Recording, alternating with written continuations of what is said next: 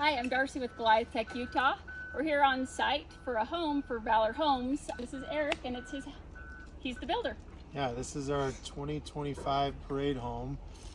We're so excited to finally be getting started. I know this has been several months in the works to try to get to this point, but we're excited, and we got some cool stuff going on today. So we're going to have GoliathTech put in some helical piers to help really support this home, because it's on a big hill and there's a big drop off. I think it's a 30-foot difference from highest to lowest point.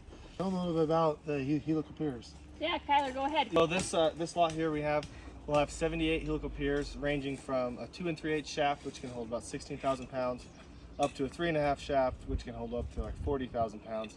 And those are going to be spread throughout the whole foundation, going in various depths from 5 to 15 feet or 21 feet, whatever it ends up being.